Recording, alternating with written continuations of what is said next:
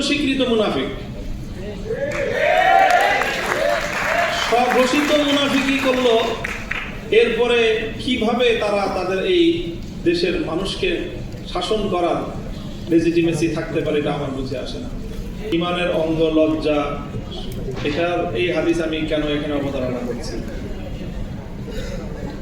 এর কারণ হলো যে হাদিসের ব্যাখ্যায়, এই হাদিসটার ব্যাখ্যায় একেবারে প্রাচীনকালীয় যারা ব্যাখ্যাকার তাবেঈদের যুগে, অর্থাৎ দ্বিতীয় শতাব্দীর, সেখানে খুব জনপ্রিয় একটা কথা হাদিসের ব্যাখ্যা গ্রন্থগুলোর মধ্যে বর্ণিত হয়। সেটা হলো ইযা লাম তাস্তাহি ফাসনা মা শি'তা,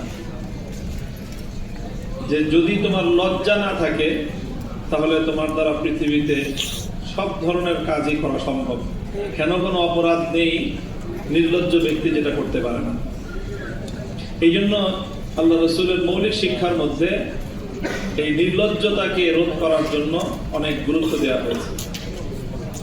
এই কথাটা এই জন্য বলছি, আমি জানি না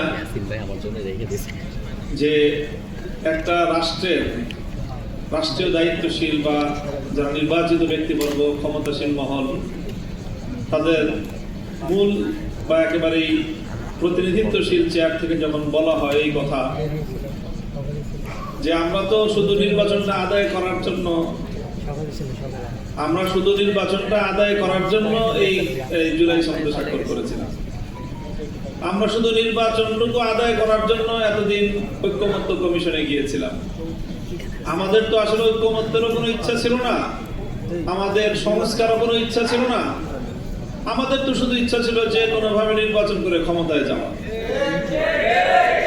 এই কথা যদি একটা শাসক মহলের প্রতিনিধিত্বশীল ব্যক্তিরা বলতে পারে, তো আমার কাছে তো আমার মনে হয় যে আকাশ ভেঙে পড়ার মতো।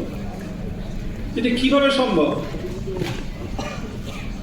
তো কাজেই আজকে জনগণকে, দেশের মানুষকে এই কথাটা বুঝতে হবে এবং তাদের কাছে আমাদের এই কথাটাই বলতে হবে যে এরকম অকপট স্বীকৃতি, যে আত্মস্বীকৃত মুনাফিক,